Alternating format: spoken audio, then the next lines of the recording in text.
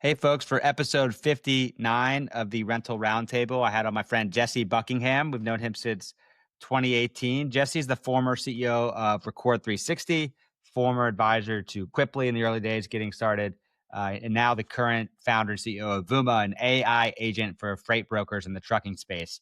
We talked about a lot about the future of rental software, in particular AI, which is not even just coming, but here today. Jesse shows a demo of his product today where you can call an AI agent and immediately process orders in a trucking management system.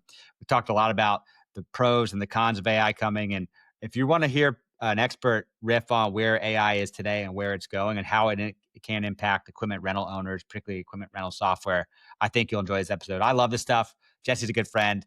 Hope you guys enjoy the episode. All right, everyone, welcome to the Rental Roundtable, episode number 59. I have my friend Jesse Buckingham on. Jesse, welcome to the show. Great to be here, Carl. Thanks for having me on. I'm excited to have you on. We've talked a lot about the topic today. We're going to talk about the future of rental software, particularly the undertone of AI, which is not just coming, it's here today. And Jesse, obviously, we've known each other, I think, since 2018, 7 years. So you become a friend. You've been to my house here. You're in San Francisco. I'm in Atlanta. And, just we'll talk about your background here, but just for the audience listening, former CEO of Record360, which is now owned by Point of Rental. You've been a former Quipli advisor as we kind of helped get things going. So you know the rental industry super well. You know software really well. In the last few years, started Vooma, which is an AI agent for freight brokers. So in the trucking space. So you've left rental, but you're using those learnings into what you're doing next. So Jesse, first thing I want to start with is just for people who've never heard of Vooma, which is not in the rental space. Tell us what you've been building the last 3 years. Yeah, so Vooma is a platform we sell primarily to freight brokerages, trucking companies, and freight forwarders. And it's a platform that allows them to build and manage AI workers that can execute all of the workflows that go into like moving truckload freight. So we have agents that sit inside a logistics company's inbox that will bid on business automatically to win freight. It will receive, contracts, shipment documentation. We'll bring that into a system of record, kind of like the Quipli for the logistics industry, a TMS.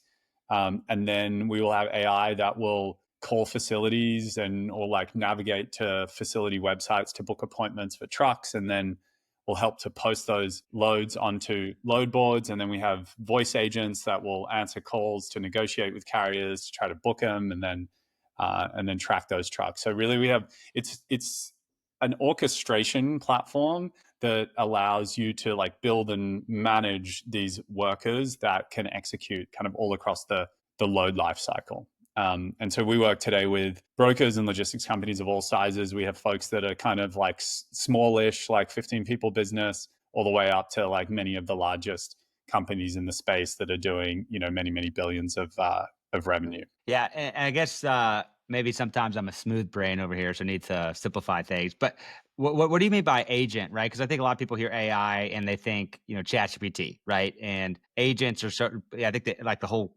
industry, the whole country really sort of moving towards this agent world. What is an agent exactly? What do you mean by that? Yeah, so it's a good question. I think with all of this AI stuff, you got to kind of like treat it with a little bit of like skepticism and try to like get to clarity Yeah. on what this stuff is. Basically, an agent refers to like an AI system that is able to operate autonomously and make decisions and like work through a problem iteratively. So if you think of like what the contrast is like imagine a let's use like a rental scenario, for example. Like you got a like construction company, they reach out over email to like get a quote on it, find out if you got a specific piece of equipment available and get a quote. You could imagine that you could have AI that would just read that email, extract that data, and then put it into a CRM or something as like as a quote request.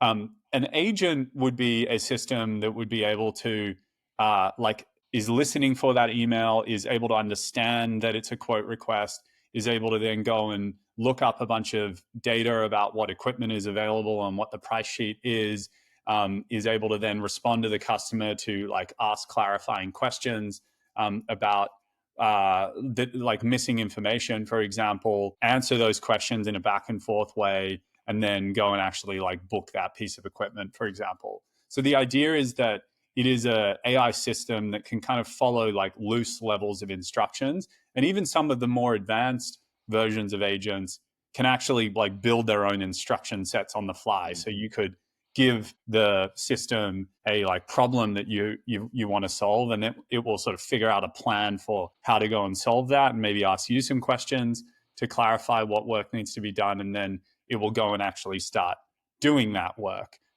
for you. So it's like much higher levels of like autonomy when you think about these systems versus like using it for a specific focus use case where the human's still largely in control. And I think the thing that's powerful about that is that it's if you think about what a lot of work is in a business context, it's essentially that, right? Like you're kind of given a task and you need to figure out how to do the task, and then there's a series of steps that you work through to try to get to some outcome or result. And so the reason why people are so excited about this is because we think it can kind of be pretty transformative just for how work gets done in most businesses. Mm-hmm. And I think about like, I'm sure your days at Bain, right? You've learned how to build these Excel models. If then, very rules based, you have to build out the program to do exactly these things. If there's an edge case, things break, right? Yeah. These AI agents are thinking on their own, and you don't need to be prescriptive. You need to say, here's the objective, and they go figure out how to do that objective. And sort of what we're talking about here is with these AI agents, they are effectively mini workers doing specific jobs in your company, and they don't take breaks. They don't ask for raises. They show up on time. Um, and it's a revolutionary way of how work is being done for Vooma in particular. Can you give me like the before and after? What was it like before Vooma existed? What does that process look like? How long did it take? And now, Yeah. how does Vooma solve that? Give me an Yeah. idea of, are things 5% better, or is it really 100% Yeah, more I mean, efficient sort of thing? it's especially when you roll this stuff out across the business, very dramatic. Maybe to like use a concrete example, because I think it helps bring it to life. And I think rental operators will be familiar because I'm sure they're working with either like local trucking businesses or sometimes freight brokers to get stuff moved across the country. And kind of what's typically happening there, say you're working with a broker who's going to move that piece of equipment, they're going to they'll have some relationships, but they'll quite often post that shipment onto a load board, which is like a Craigslist. And then there'll be thousands of trucking companies that will see that load, and then they will call in to the broker, and they're going to ask a bunch of questions and sort of like put in an offer and negotiate a rate. And so if you're a freight broker today that is doing this, depending on your size, like you might have hundreds, potentially even thousands of people where a massive part of their day, could be 40 to 60% of their day, is just answering phone calls. And a lot of those are from carriers that, they're like, you're not able to work with them for compliance reasons or whatever it is. Or maybe they're just way off on rate because it's like not a good fit for their shipment. And so it burns a ton of hours and a ton of time, and it's pretty transactional stuff, right? Like these aren't necessarily like your like business partners that you've got a really deep relationship where the human touch really, really matters. And so one of our agents will answer that call.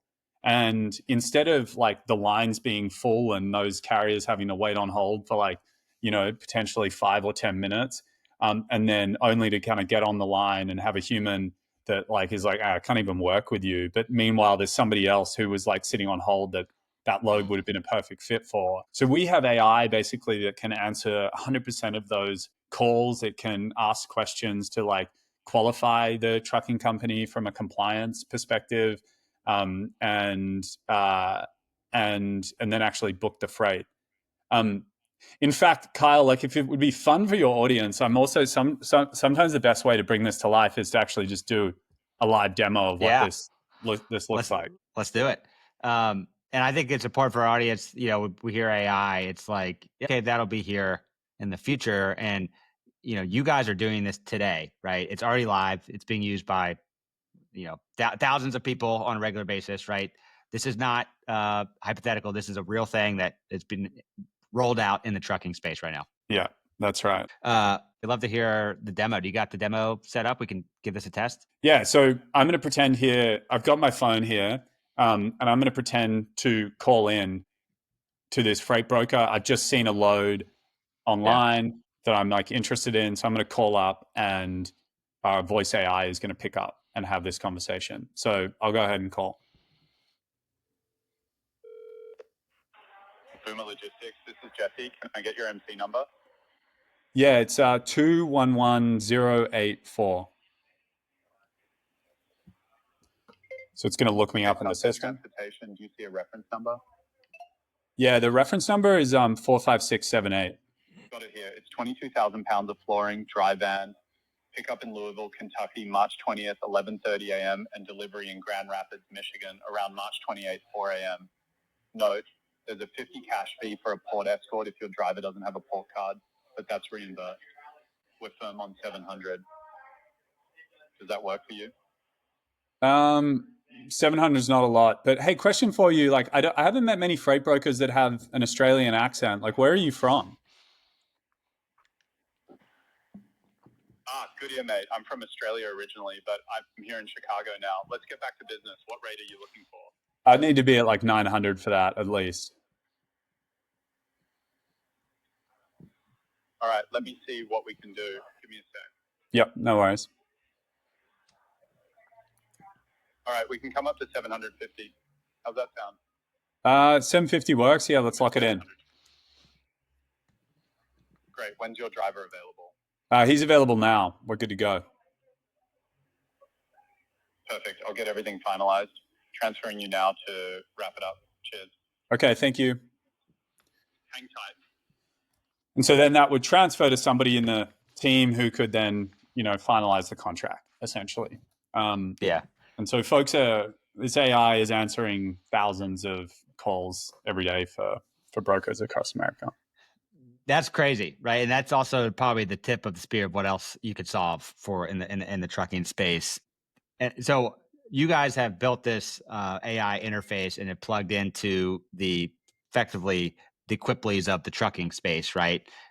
Have enabled 24/7 real-time voice conversations, right? And it's faster, better, more efficient. How are your customers responding to this? What's their view? Like, what are the positives of what they like? What are some of the things that concern them as you've kind of rolled this out? What have you learned? Yeah, I mean, the impact once you get these systems live is overwhelmingly positive, for a couple of reasons. Like, you think about the executives and leaders at these businesses, like pretty transformative in terms of like team efficiency. And it like flows through to the bottom line, right? Like, a lot of these businesses are growing very rapidly. And so if you're able to continue to grow revenue and number of loads that you're moving without having to necessarily grow and add to your team, that becomes very powerful from a profitability and like a scalability perspective.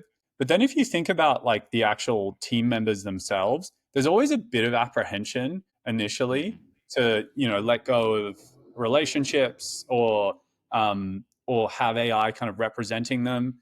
But the thing that ends up happening once we roll this out is that the team realizes that a lot of the work that you tackle, especially first, is the stuff that was not meaningful work for people. It was very tedious, isn't the thing that gets them out of bed. A lot of these folks are, folks with college degrees from the US, and a lot of what they're doing is kind of like this kind of very rote and manual work. And so when you take that off their plate, it allows them to like come to work and focus on the more meaningful, like intellectual challenges, solving complex kind of logistics problems, building human relationships with their customers, and solving the really like hard stuff, providing better service. And that tends to be the stuff that has drawn people into the role in the first place, right? It's not a lot of the stuff that we're rolling this automation out for. And on the end user side, what has been the feedback? Is one of the things I've always wondered is how transparent should companies be when people are interacting with an AI agent? Do you need to say big banner across the front, this is AI, versus that would be the one example. The other extreme would be you never admit that you're AI, right? In this example, you even say, hey, why you're from Australia, and you sort of like, no, I'm in Chicago. Let's get back to business. What's been the reception from the people using the software on the other side of the phone, and how transparent has it? How important is it to be transparent that this is an AI agent that they're talking to? I'd say a lot of this is it's a business decision about you can configure the AI to do various things. Our recommended approach is for that use case that I just demoed, answer the call. You don't need to declare that you're an AI or an automated system, but never lie if people ask. I don't think my demo AI was instructed not to lie, but like, Yeah. our AI will always say, hey, no, we're an automated system. We also set it up so that if anyone asks, they say, hey, I want to speak to a human, then it just transfers directly to a human immediately. If it's in inbound, that I think is acceptable. If you're doing an outbound use case, so for example, you're like prospecting and you're trying to like win new business, I wouldn't recommend calling somebody and not declaring that it's an automated system.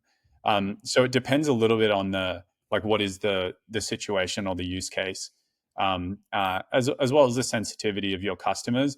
But I'd say that like that's just a setting. It's not really like you can experiment and get a little bit of a sense, because what we find is that ultimately people want their needs met. Like they actually care a little bit less about if it's a human or not. What people associate with automated systems is like calling, Comcast in the early 2000s and just screaming like agent into the phone, and like that's a pretty shitty experience.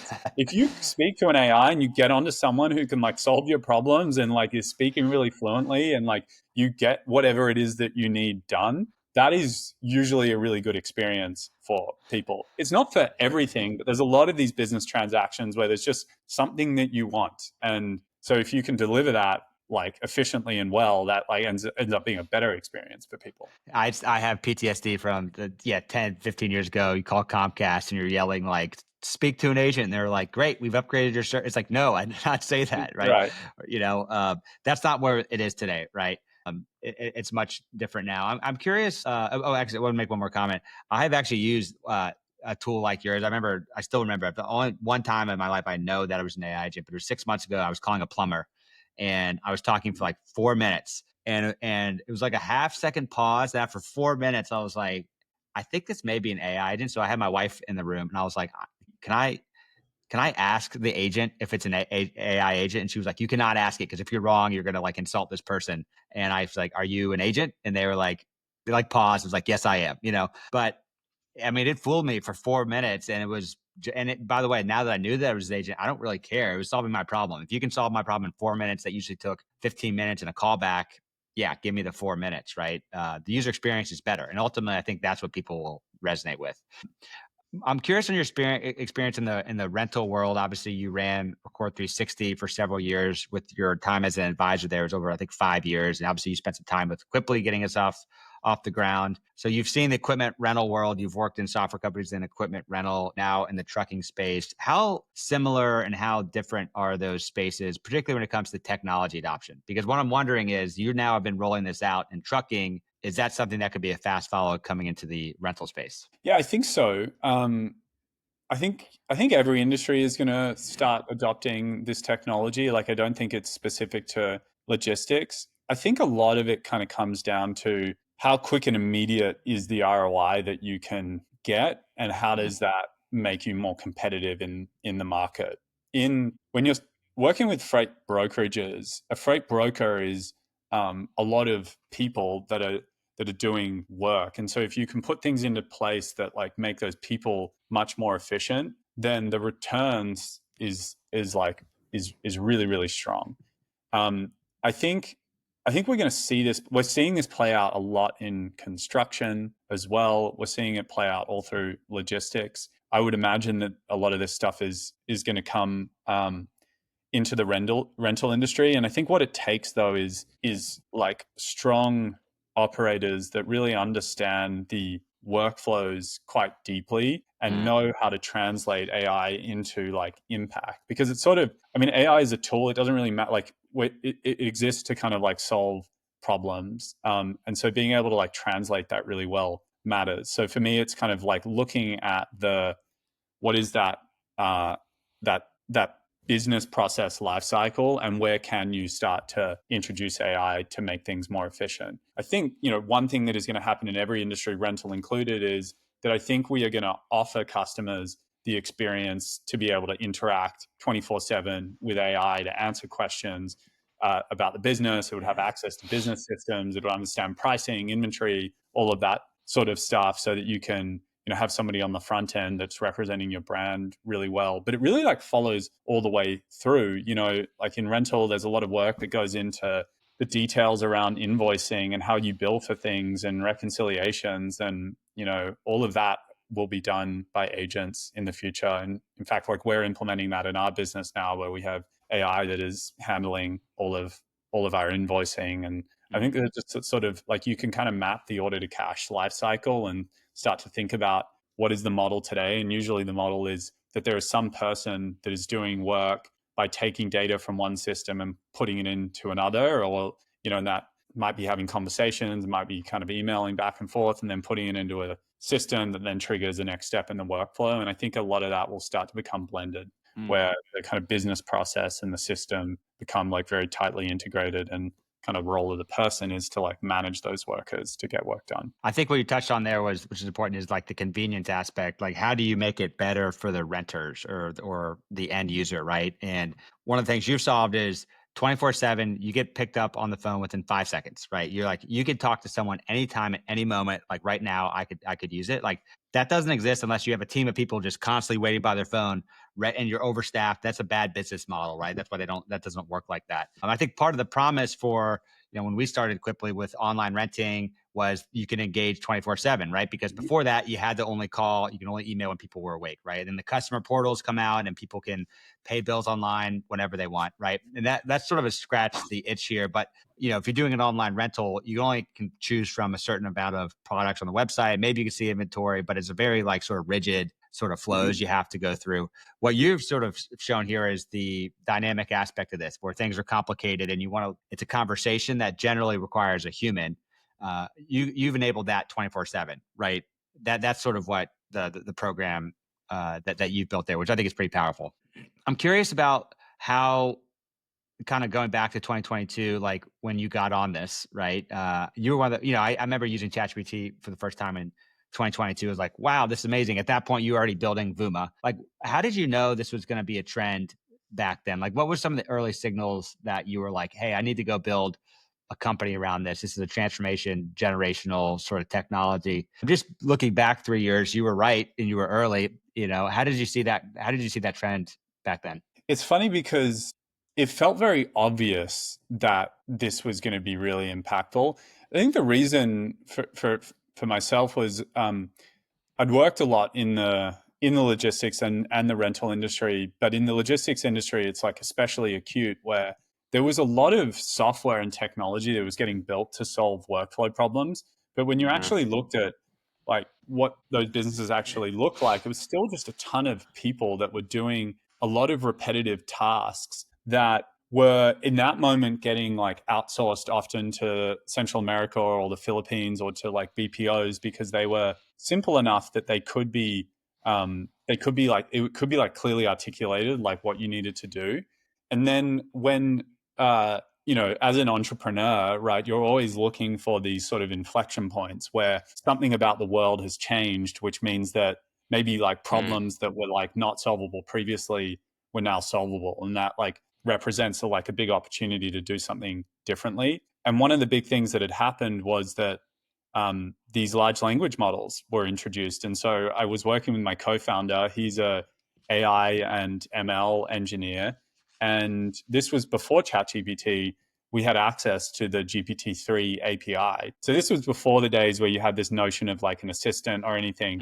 It was just an API that you could give text to, and then it would produce text. And so we started playing around with it. And we realized that at that moment, it was things like Jasper, and there were some of these like generative AI, like marketing, copywriting tools that were coming out. But I'd just seen in logistics that there was so much documentation that was flying around in emails and phone calls, where we sort of started then to experiment to say like, well, could we actually have the AI read that document and try to generate like a structured output from it? Or could we actually have the AI read a response and then like respond with a voice? And we built some very early voice prototypes, and they were all kind of crappy and hokey at that time, but it was clear that like it was going to get there. And then when I just thought about the class of problems that this would solve for the logistics industry, it was it was like many, like hundreds of billions of headcount that goes into the doing of these tasks. And so it was clear that like something had actually changed in terms of what was possible now to build and the problems that we could solve. And so we started moving towards it, trying initially to be quite focused so that we could build things that like actually solve problems, knowing that what would be possible in the future was going to be much, much more powerful.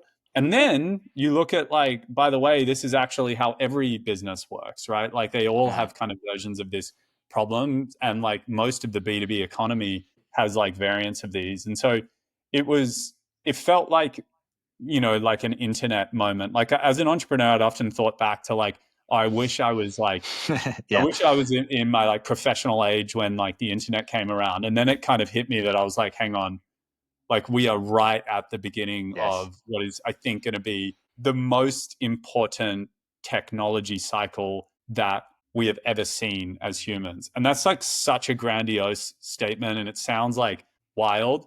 But I don't think we are fully prepared, like we even really understand what it means to have systems that are going to get so intelligent that they far surpass what human intelligence can be. And so I think it's in a way like we're in a very like hyped part of the AI curve, and I think AI is probably underhyped.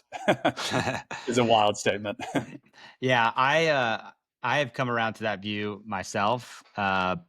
And in the short term, there may be some blips, right? There'll probably be some constraints, either societal or physical or energy constraints that we'll have to work through. But if you get through those things, like the internet when it first came out, it was slow and you couldn't do anything, and social media didn't exist. And well, look, we're talking on the internet right now, right? This wouldn't exist without the internet. I've also come to the view that I think that AI is not just more transformative than the internet, but bigger than the internet and bigger than anything we've ever seen. And it feels like we're still in the first inning of what this could be. So 2022, you started to see this, and you said the models are going to get better. It was sort of hokey, but it's gotten better, and here we are. You've been right on that. Even if you go out 3 years, 2028, what's the state of AI at that point, right? Because I've already accepted it's smarter than me, right? I was doing the New York Times, connections game, and I got stuck, and I sent it to AI, and boom, solved it, right? It's smarter than me already. 2028, how does AI look? It's a very hard question to say, because I think a lot is going to move very, very quickly from here.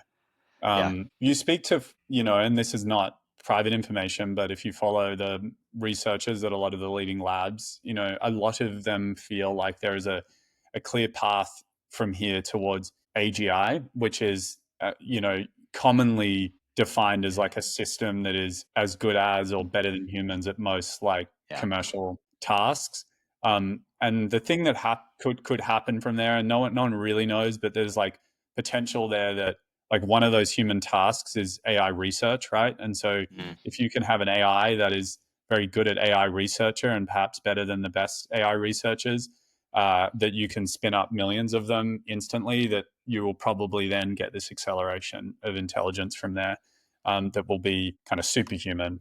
And I think if that happens, and like there's a bit of a question of like if and when, but if that happens, then it's a little bit hard to forecast like what that looks like. I think it's going to create a lot of abundance, because there's just the pace of problem solving generally across society is going to increase very rapidly. And I think that will create a ton of like good things, right? A lot of like wealth creation, a lot of just abundance generally, and our ability to produce things at a really cheap level, the ability to solve hard medical problems, and the ability to cut out just a lot of the drudgery that kind of exists in like office work today. But I think it's also going to like require us to really shift the stuff that we as humans spend our time on, potentially in really like fast amounts of time. And I think that's going to be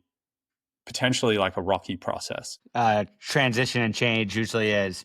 If we take a broader view outside of just equipment rental for a second, and you sort of think about, whatever, 1, 3, 5, 10-year period, are you more boom or doom scenario? And the reason I ask is, there's been people coming out and are on the doom side, right? Because you have one of the former OpenAI researchers come out and said what you said, right? AI is going to start training AI and it's going to compound, sort of like you think about like the COVID pandemic. It started with one person and then five, and then all of a sudden the whole world, right? And it sort of explodes. And that's sort of where we're on the cusp of right now. They've also, as you probably know, there's AI can be wrong very often. It can just make silly mistakes. It can also, they've now caught it lying, like being deceptive, and they don't know why it's being deceptive, and they can't really look inside of it. And if it sort of surpasses our intelligence and it's also being deceptive, what does that world look like? And then Anthropic CEO came out and he said he thinks within 3 years, like whatever, every white collar job will be replaced, paralegals, accountants, and he's thinking the unemployment could be 20 or 30% within 3 years, right?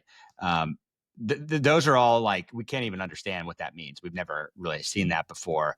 If you view like at a global societal level, like, are you concerned about where this goes, or are you more excited about the possibilities here? I think both.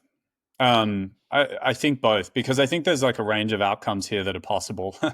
Yeah, a lot. Right? It's a very wide aperture right now. Yeah, I think it is right to be thinking about the risks at an appropriate level, because we want to make sure that we build technology that serves us as humans, and so like the concern here is that when you have systems that are very intelligent, understanding what their goals are when they're not really auditable, it's very challenging today to actually understand what is going on inside an AI model. It presents like difficulties as they get more and more capable. And it's sort of, a lot of this is also happening in like a geopolitical context, Yes, right? yes. Where there's sort of like great foreign power struggles between China and the US. And so there's, I think people are kind of looking ahead and seeing that, hey, this stuff actually could be really important in military conflicts. And, and so there's a lot of like full steam ahead, because, I think there's a sense that you don't want to be caught behind. And so there's a lot of like momentum towards driving progress forward. But knowing, and if you decide to slow down, well, does somebody else slow down? And so you've got a little bit of like a game theory thing that I think has people, there's cause for concern. But I think if you just look over history, right, like we have developed so many technologies that have the potential to do incredible harm. Even like the invention of fire, nuclear energy is like a good, a good example of these, or really like any form of like we've had things that could cause catastrophic damage for a long time. And I think the thing that has generally been true of humans is that every technology advance creates a set of problems, and then it is like up to us to go and with the partnership of probably AI going forward to like solve that next set of problems. And I think what we constantly underestimate is our ability to continue to solve problems. You look back in the 60s, there were people calling that, industrialization was going to cause the end of like the world from a climate perspective. Now, of course, like the climate's in a tough spot in some measures potentially, but we've ended up solving a lot of those problems. And so I'm sort of generally optimistic that we will continue to solve these problems, but it doesn't mean that you shouldn't take some of these risks like seriously, I think, on that journey. Yeah, well, I mean, you're a software entrepreneur. The odds are stacked against you. So by nature, you're an optimist. I think like anything, right, there will be good things and bad things coming from it. And I think in this moment in time, you talk to 10 different people, you get 10 different answers. Reality is no one really knows, right? I'm generally an optimist as well. So I see the positives. Like, what if we could really, fight diseases that have been, present that we've never been able to solve, like the big four horsemen? Like, what if we could use AI to start to solve some of those and improve people's lives? I do think with the current geopolitical situation, the guardrails are off. Like, for better or worse, our country is not going to put guardrails on this right now. It doesn't seem like that at this moment, because if you do, you risk falling behind, right? And there's a lot of tension in the world right now. So, what Ray Dalio says, embrace reality. The reality is it's here and it's getting faster. And I still think, you could hype this as much as we can, and we still are probably underhyping it. We still don't really know what this is going to look like. It'll keep things interesting for sure. I do want to get back to one more topic. I'm just more curious, and I'll put on my Rental Roundtable hat, take my physical Quipli hat off here for a second. But I'm curious how you view this coming into the rental space, because you just showed something super powerful, right? Like that is going to happen in equipment rental at some point, and not to near off future, and there'll be other use cases here. The way you guys have solved the problem is you built your own AI interface and connected into some of the ERPs, right? And in some sense, the ERPs were better situated to do this, and for whatever reason, they weren't on it as early as you were. If you think about the equipment rental space, do you foresee the rental softwares jumping on this and building these tools directly native into their platform? They have the data, like they have the data moat, and they're the most natural person to do it. However, the incumbents are generally slow moving, right? Or do you see Voomas of the world or new Voomas coming into rental and building the AI layers on top of the rental systems? Do you have a view of which one do you think is more likely to happen? I think they will both happen. I think it's still unclear what will end up being the dominant / winning model. A TMS, or as you've described, like a rental management system. There's a lot there. There's a lot of data there that exists. It's sort of the natural place for that to live. Although we are just seeing across industries right now that the AI products that tend to grow, that are growing the fastest, are actually not ones that are being launched by the like more sort of like traditional incumbent systems, although they are like putting a lot of resources behind it. So I think it's going to be a very the good thing for businesses and consumers. There's going to be a lot of choice. I think there's going to be a lot of competition, and there's going to be a lot of like folks trying to like build very good solutions. I think what the thing that you've got to overcome as an incumbent is, one, you've already got a lot of priorities. You have a lot of customers that like are putting a lot of demands on you and you're like a mission critical piece of software. And so there's just certain things that you need to be doing to like march forward to help the reality of the business today. And then at the same time, you need to be able to like think about, you've got some construct that you've built your existing system, and there's a bit of an open question of like, what does a workflow look like when it is reimagined with AI? And does it fit into that construct? And does that actually help you, or does it harm you? And so I think that's maybe the other side of it, right? Is I think potentially what the future of software looks like is pretty different to what the current kind of version of software is. And so I think if you are like an incumbent, you need to be willing to like take bets and reinvent yourself as well on that journey. Yeah, and it's hard. You have to have one foot in current reality, which is you customers using your software today, and they have demands today, and also one foot in the future, which is happening, right? And I think the idea is like a lot of before AI, like it was around UX, UI design. How do you make software faster? How do you make this thing from 10 clicks to 9 clicks to 8 clicks? And AI is going to take it from 10 clicks to 0 clicks, right? Like how do you have like when one of your other tools you haven't shown, right? An email comes in, it's automatically entering into the TMS system, 0 clicks, right? Or whatever like that. I think that's the part that's hard for people to grasp, and we're struggling with like, how do we actually embrace all these things, right? Because it's not going from 10 to 9 clicks. It's like, what if there were never clicks to begin with? And then what does that world look like, right? So it's very interesting. It's very exciting and scary at the same time. We'll see how this world looks. But Jesse, I do want to thank you for coming on here today. I always love talking to you, and I maybe no one listens to this when I enjoy this conversation because I'm just thinking about what this future looks like. I do have one final question we'll just end the episodes with is best career advice you've ever gotten, or some really great career advice you've gotten that's helped shaped your success today. Oh, great question. I'm gonna need and everybody like is like pauses. It's the one thing I don't know. Maybe I need to like let them know I'm gonna ask this question, but or I mean just general career advice you've gotten that's like really I would marinate it. Give me, it's interesting. There was a conversation I had once with someone when I was like very early in my career about entrepreneurship, because it's been my goal for a long time to step out and build my own business. And I think they said something it was like a lunch. It was a very flippant comment around like, hey, you've got everything you need here already to be successful. And I don't know if that was fully right or true. But I think that it always stuck me because I think it kind of helped me to like realize and cultivate a bit like a sense of like self-confidence, and that being extremely critical to success. Like self-belief, I think, is actually one of the most important things. I think one of the things that I've realized over the course of my own career is that self-confidence and self-belief is really critical to being successful. And you have a massive advantage the more that you can cultivate that sense, while also being humble and recognizing that you're on your own learning journey. It's not like you necessarily have all the answers, but adopting that mindset. And I think that I certainly did this. And I think a lot of people will often discount themselves or tell themselves stories about how they don't have enough, or they need more X, or they need more like Y experience, or whatever it is. And that it's that pattern of thinking that is actually their biggest roadblock, not the actual skill that they think that they need.